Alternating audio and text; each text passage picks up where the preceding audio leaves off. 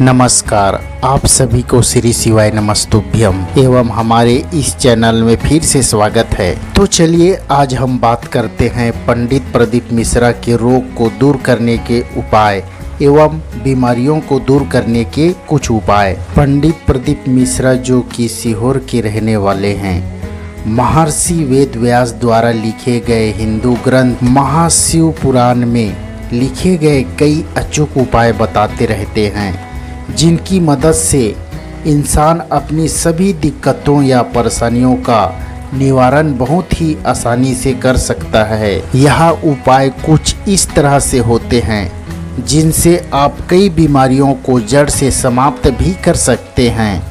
ऐसा बताया जाता है कि कई लोगों द्वारा उनकी कथाओं में अपनी पत्र को लिखकर उनके द्वारा हुए चमत्कारों की जानकारी भी देते हैं, जिसे यह मालूम पड़ता है कि उनके द्वारा बताए गए उपाय अचूक और कारीगर हैं। रिपोर्ट की माने तो अभी तक पंडित मिश्रा के उपाय से कई लाखों लोगों को बहुत फायदा मिला है। आज के इस वीडियो में हम आपके लिए लाए हैं पंडित प्रदीप मिश्रा के रोगों से दूर करने के कुछ महत्वपूर्ण उपाय। तो संपूर्ण जानकारी के लिए इस वीडियो को शुरू से अंत तक विस्तार से जरूर देखें। पंडित प्रदीप मिश्रा के अलग अलग रोगों को दूर करने के कुछ महत्वपूर्ण उपाय इस प्रकार हैं। सबसे पहले जान लेते हैं आँखों से जुड़ी समस्याओं को दूर करने के उपाय। अगर किसी व्यक्ति को आँखों से जुड़ी कोई भी समस्या हो रही है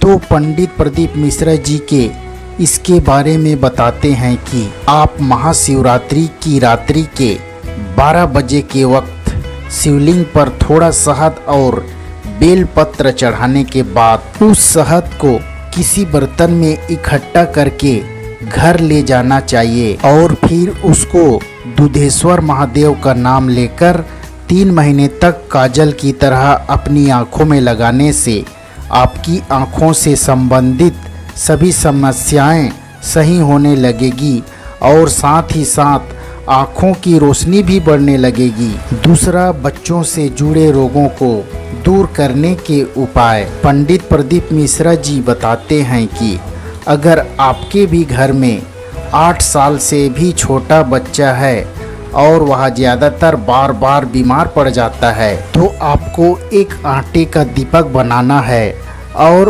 उसे दीपक में 4 बत्ती व तिल का तेल डालकर बच्चों के सर से 21 बार उतारकर उसे दीपक को महादेव का नाम लेकर किसी चौराहे पर जलाकर वापस आ जाना चाहिए।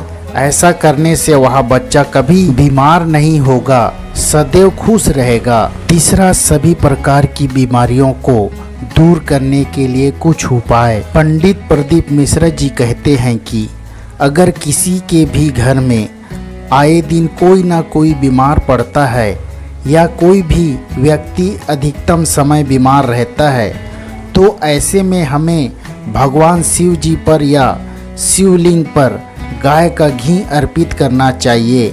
इससे घर के सभी रोग दूर हो जाते हैं और घर में खुशहाली भी आती है। इसके अलावा आप एक और उपाय भी कर सकते हैं। पंडित प्रदीप मिश्रा जी बताते हैं कि अगर आपके घर में कोई भी छोटा से छोटा बड़ा सा बड़ा रोग भी लग गया हो तो आपको दूध, काले तिल, थोड़ा सूखा आंवला और बेलपत्र डालकर उसे मिक्सी में पीस लेना चाहिए। इसके बाद जो उपटन तैयार होकर बनेगा उस उपटन को एक कलश जल लेकर उसे बीमार व्यक्ति के हाथ का स्पर्श कर या बीमार व्यक्ति के ऊपर से ही उतार कर उसे उपटन पर ओम जू सा मंत्र के जाप के साथ शिवलिंग पर लगाना चाहिए और जो जल आप लेकर गए हो जल से शिवलिंग का अभिषेक भी कर देना चाहिए।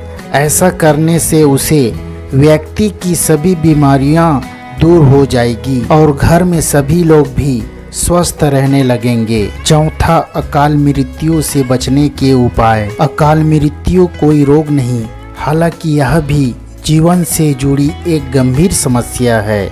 कभी कभी ऐसा होता है कि किसी के घर में किसी बीमारी या अन्य कारण से नहीं, वरना अकाल मृत्यु लोगों के जीवन की समस्या बन जाता है। और देखा जाता है कि आए दिन कोई ना कोई अकाल मृत्यु हो जाती है। अगर आप भी जानना चाहते हैं कि अकाल मृत्यु से बचने के लिए ऐसा कौन सा उपाय अपनाया जाए, तो उसके लिए पंडित प्रदीप मिश्रा जी एक उपाय सुझाते हैं, जिसमें आप नर्मदा नदी से निकले शिवलिंग को अपने घर में स्थापित कर उसकी नित्य पूजा कर सकते हैं।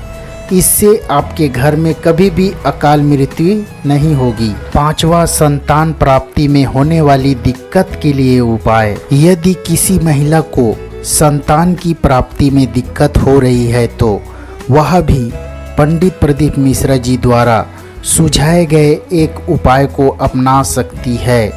पंडित प्रदीप मिश्रा जी कहते हैं कि जिस महिला को संतान प्राप्ति में दिक्कत हो रही है, उस महिला के मासिक धर्म के 7वें दिन सफ़ेद आंकड़े की जड़ को लेकर शिवलिंग पर 7 बार घुमाकर शिव जी की पूजा करते हुए संतान प्राप्ति के लिए भोलेनाथ से प्रार्थना करनी होगी। फिर उसे आंकड़े की जड़ को किसी लाल कपड़े में बांधकर महिला के कमर पर बांध देना है। इस उपाय से शिव जी चाहेंगे तो जल्दी गोद भर जाएगी। तो यह जानकारी आप लोगों को कैसा लगा, हमें कमेंट बॉक्स में जरूर बताएं, तथा जानकारी अच्छा लगे तो इस वीडियो को अधिक से अधिक लोगों के पास शेयर करें, ताकि इस उपाय से कई लोगों की जिंदगी संवर जाएगी। तो चलिए अब अगले वीडियो में आपसे मिलते हैं। तब तक के लिए आपको श्री शिवाय नमस्तुभ्यम। हर हर महादेव। जय शिव शंकर। जय हिंद। जय भारत।